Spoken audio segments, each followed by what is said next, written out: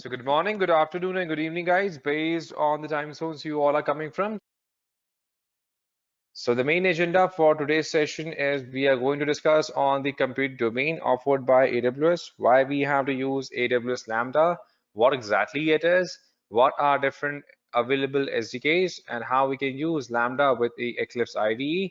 And we'll be looking at a small hands-on on using Lambda function, going further step by step. So first of all, if you talk about the computation service, then AWS, as you know, is one of the not just one of the, but it is the leading the leading cloud computing platform in the entire globe, followed by Microsoft Azure and then GCP.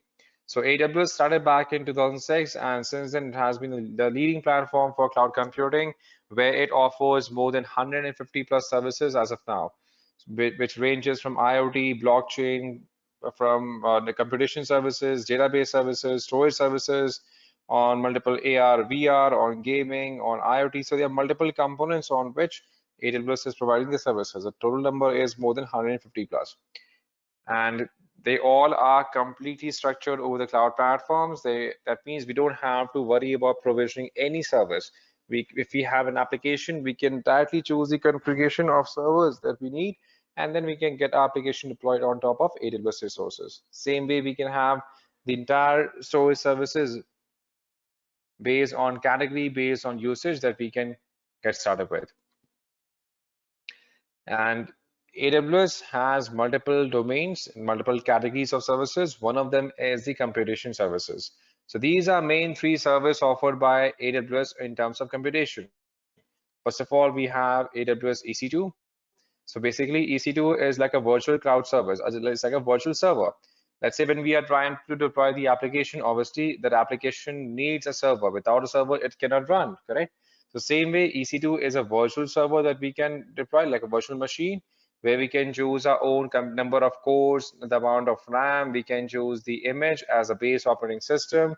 We can choose a storage type. We can choose its capacity. We can choose the type, and then the tenancy. We can choose every parameter, and then we can deploy these virtual servers as a part of EC2 service model. So we were discussing on the computation services offered by AWS. So EC2 is like a full-fledged service offered by AWS, through which we can deploy multiple virtual servers. Like we have virtual machine. Now, whenever we are deploying any applications, we need a virtual machine where we can define the number of cores, the amount of RAM we need, the amount of storage we need, the type of storage, the type of operating system, any base AMIs, or we can say images, the type of keys we are going to use, and the type of access level in terms of networking and security. That means we can define every kind. That means we can define every kind of parameter by using the concept of virtual machine, and then we can start deploying it for hosting our web application. That is what EC2 is all about. EC2 refers to Elastic Cloud Compute. Then we have Beanstalk. So using Beanstalk, we don't have to worry about launching the VMs at our own end. We only have, and that's why this is mostly used by developers. So being a developer, if you're working on any code on Node.js, on Java, on PHP, now we know that if we have a dynamic website and if we have a PHP based code, now we want to deploy it on the servers. That means before deployment of that code on the servers, we do need to set up the environment first. That means we do need to configure the PHP servers. We do need to provision the entire EC2 servers, and then only we can get started, correct? Whereas in Beanstalk, we simply have to upload our entire code, and then we can let the code being executed one by one. That means we don't have to worry about provisioning of servers or installation of entire servers. We can choose the entire environment. For example, if we have a Node.js application, we can choose Node.js environment, and then we can directly upload a code and have it deployed. And that's the ease that we get with Beanstalk. And then we have Lambda. So Lambda is basically a serverless computing platform. For example, let's say when we are building our website, let's understand a simple use case of Lambda. Let's go back to our notepad. And when we talk about serverless computing platform, for example, let's say when we have a website, let's understand a real-time use case. we have a travel-based website. We have a travel-based website, and now in that travel-based website, we have developed a chatbot which asks the users their preferences, or if they are looking to book a flight ticket, then it automatically gets all the responses, and then it transfers the same detail back to the sales team, or it generates a ticket automatically. So what we can do is now, if we have a chatbot where we're asking the users for the responses, for example, we have asked them, okay, where they would like to go. They have responded with a city name. Then we have asked them how many passengers, at what day, at what time, which airline they would like to prefer, any food preferences, any seat preferences. And now once they have entered each and everything,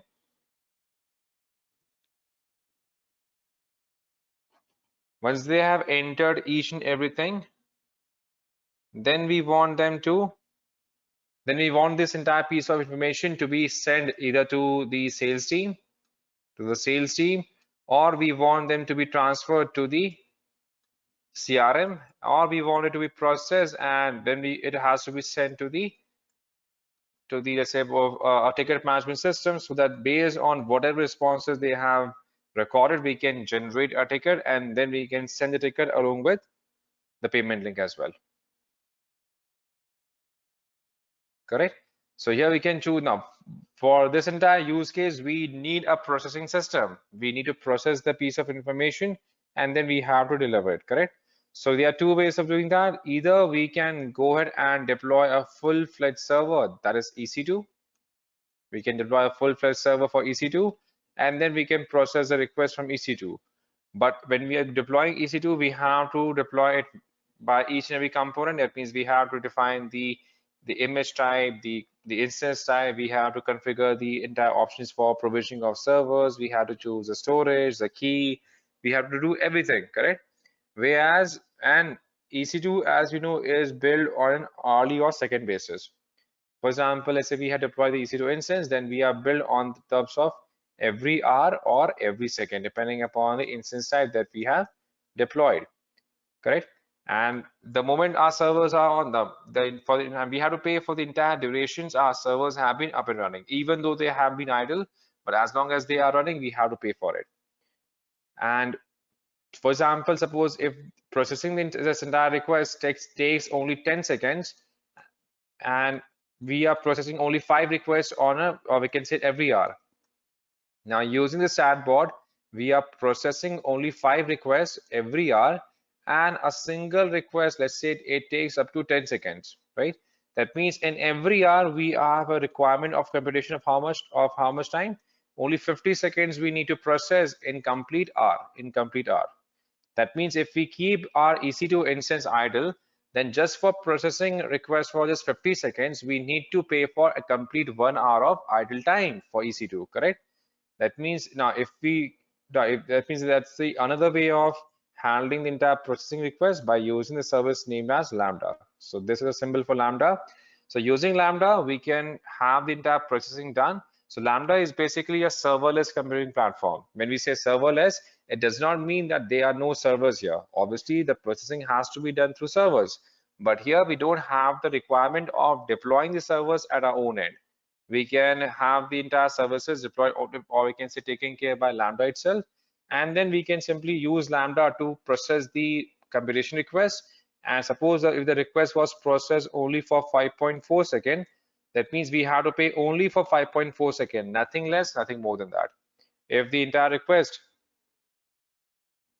have the entire request being processed for suppose 3.2 seconds, that means we have to pay only for 3.2 seconds, nothing less, nothing more, because here the billing for Lambda works on every sub-second. That means the billing threshold is only for 100 milliseconds. For every 100 milliseconds, we have to pay for it.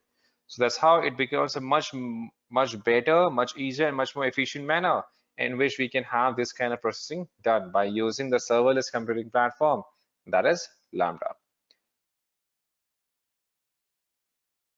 Now, why AWS Lambda? So Lambda is basically an automated version of EC2 where we don't have to worry about the entire architecture. That means we don't have to worry about provisioning of the entire EC2 service. We have the entire services taken care by AWS itself, and then they are know now all the background tasks, all the deployments, security parameters, they all are taken care by AWS itself.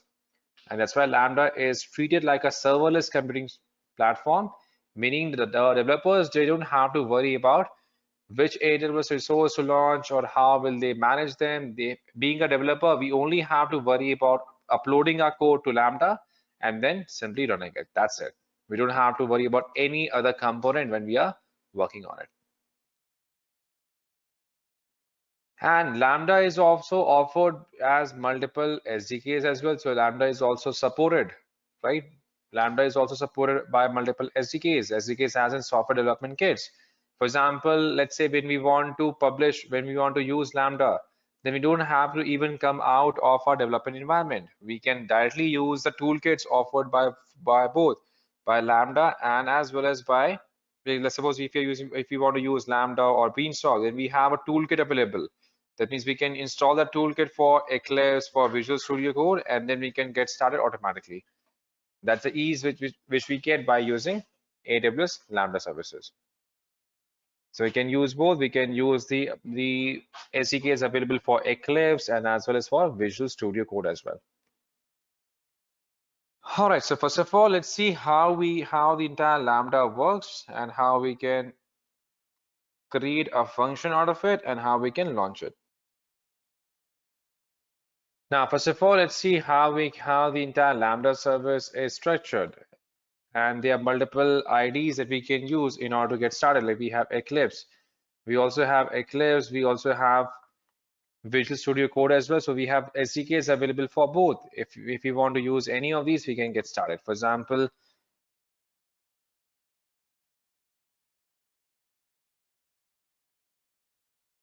and then we have Eclipse as one of the most popular ID. We have Visual Studio, and then we have Eclipse. So now we have the IDs available. Like we have Eclipse, we have IntelliJ, we have Visual Studio. So the SDK for AWS is available for both Eclipse and for Visual Studio as well. So we can use any of these to get started. So first of all, before we can get started, we have to create the Lambda function. Now, a simple use case is, let's say we have a Node.js application. We have a PHP-based application. Then we can choose the entire runtime environment in which we want the entire code to be deployed. For example, here we have support from .NET, .Go, Java, Node.js, Python, Ruby. We have Python 3.7 to Python 3.8 as well, 2.7 as well. So we have multiple runtimes supported by Lambda function that we can create and now, right? So basically here we are going to create a complete, now there are three main options through which we can create the Lambda function. We can author from scratch. That means we can create the entire function at our site, at our own end. We can use a blueprint as in a base code. That means these are templates for different applications out there. Like we have for Kinesis as a part of data analytical platforms. We have the echo command based on Python. We have multiple microservices based. For example, if we are trying to develop a simple chatbot, then we have the blueprint for Lex. Lex is a chatbot system service offered by AWS through which we can get started. So that's how these are different platforms that we can, or we can see these are different blueprints that we can launch as a part of its entire program set here. So these are now based on the entire blueprint here, we can choose accordingly, or we can browse the entire serverless app repository, which we can browse through. For example, if we have the requirement for the entire application, there's already built, just like we have a GitHub community where we get multiple source code that has been submitted by different developers out there. So we have the entire public application repository that we can choose from, or if you want to get started, then we can choose author from scratch. Now, once we are now, let's suppose as our use case, now what we are trying to achieve is, as a use case, we can simply choose, okay, we want to author from scratch. Then we can start author from scratch as well. Let's say as a part of a use case, let's do one thing. Let's create a simple Lambda function. Now, S3 is an object storage service offered by AWS, right? So now what we want, whenever we are adding any object in S3, S3 is simple storage service offered by AWS. We want that whenever we are adding any object in S3, we should be that particular object addition, this event should be processed by Lambda.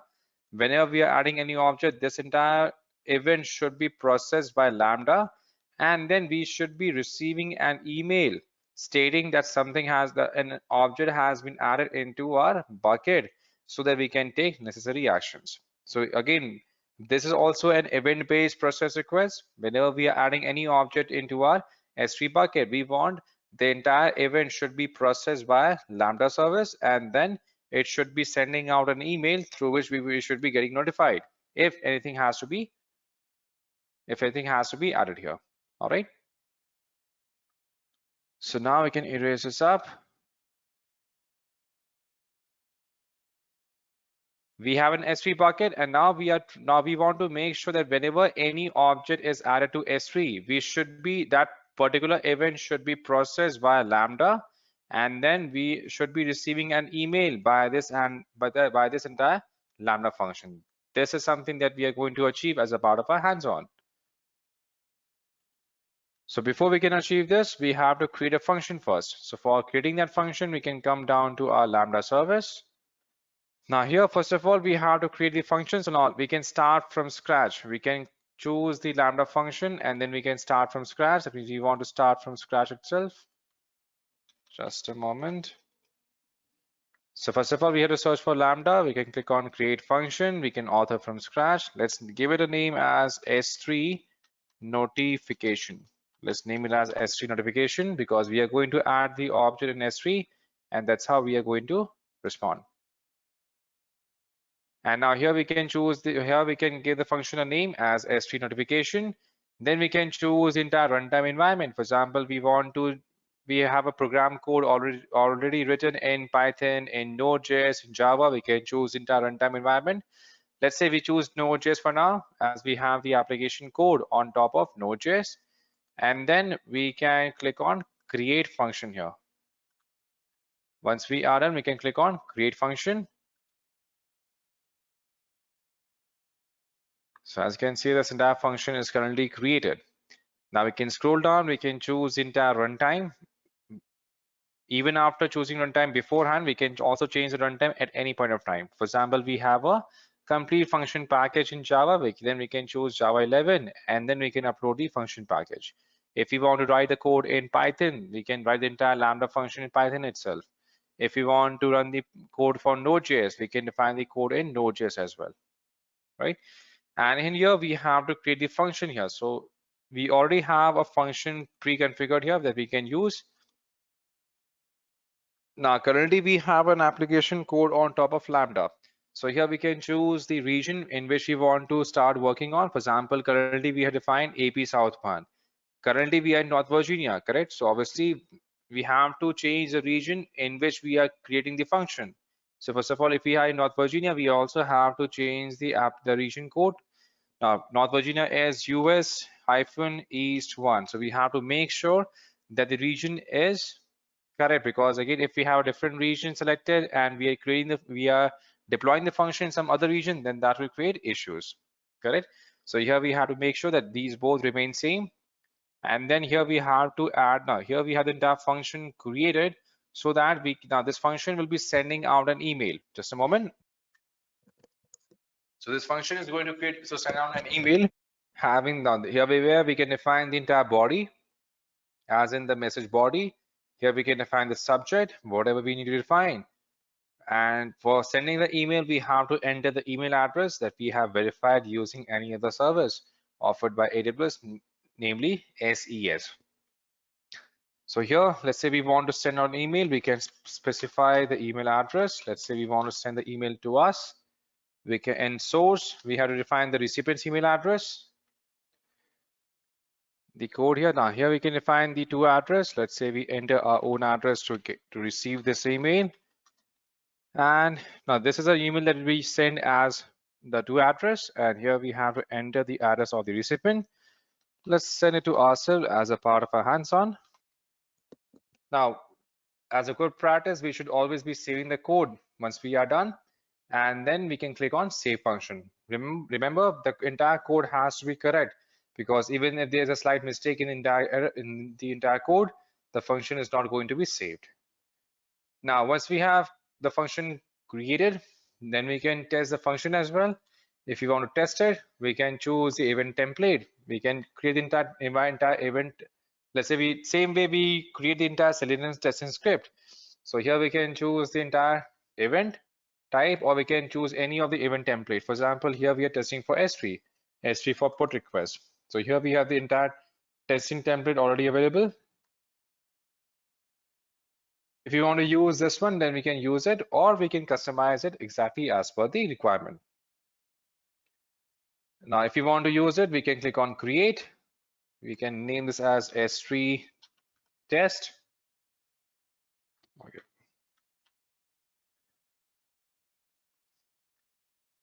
If you want to run the test here, we can click on run test. If everything is correct, then we would be able to see the entire execution return as succeeded. And here we can see the memory used and the time required for running this entire test code here. It was almost 9 seconds. So now the entire code has been added and tested as well. So now we can use the same function to send us an email whenever we are going to add any S3 object. So let's go back to our S3 bucket. So first of all, we have to create the entire function here, what we have done. And now we are going to use this function for Lambda to get an email whenever any event is triggered for our S3 bucket, correct? So in services, now we can move back to S3 as simple storage service. And here we can click, now here we have to choose the bucket which has been deployed in the same region as in which we have the function deployed. So we did create the function in North Virginia. So we have to choose a bucket available in North Virginia. So let's say here we can choose this bucket. We can see the bucket being deployed, and now we want to get notified for any object being added to this bucket. So first of all, we have to enable the event-based property. So we can scroll down, we can go to the properties tab, and then we can scroll down, and in events we can find the event properties. So currently we have one event already added, so let's delete that just to avoid confusion. And now to start from scratch, we can click on add notification, and here we have to choose the notification, that means the event type. First of all, there are multiple events supported that from which we can get notified. For example, we want to get notified on put event. So basically these are all actions. Put refers to whenever any object is added. So when we start discussing on multiple policies, we are going to discuss that part. So for every resource, we have multiple actions, like we have read actions, write actions, and put is an action available in the read operations for S3. That means whenever any object is being added, then that is referred as put actions. Or if we are trying to add anything, we want to get anything, then we have put object, get object, or different actions available. So if you want to get notified for every time we add any object, we can use put. Here we can add prefixes. For example, we have a folder by the name of images, and now we want to be notified whenever any object is added only to that folder, not to every other folder in the same bucket. Then we can be specific for that prefix itself. For example, we have some documents. We have a folder by the name of documents. Now we want to be notified whenever any particular object is added only to documents, not to the other folder. Then we can be specific. If we want to be specific that we want to be notified whenever any special extension files are added. For example, we want to be notified that whenever if we add .pdf documents, we add MP4 videos, we add the JSON log files, we add multiple HTML files. So whatever extension we want to be notified, we can choose it accordingly. And then we can click, and then we can choose the notification type as Lambda function. We can choose the function type as S3, and now click on save. As we can see, this event has been currently saved, and now we can start using this event. Now whatever Lambda function we have associated with it, we will be able to get notifications on top of it. Now for seeing this entire Lambda function implemented, we have to go ahead and add some objects. So let's scroll up. In overview for the bucket, let's add any object so that we can get notified. We can click on upload. So let's say we add any file here. We can choose any file. Let's add a simple key file. Click on add. Next, we can keep the class the same. We can click on upload. And now one key file is currently being uploaded in the bucket. So as you can see, our key file has been currently uploaded. Now, if we come down to our email, we would be able to receive an email that has been sent to us from Lambda function. Can we all see this? Now we have the same function that we have created, email from Lambda, and an object has been added to S3. So I guess it's almost time now, guys. So let's say we wrap it up for today. So thank you so much for joining, guys, and have a great day ahead. Take care. Bye-bye.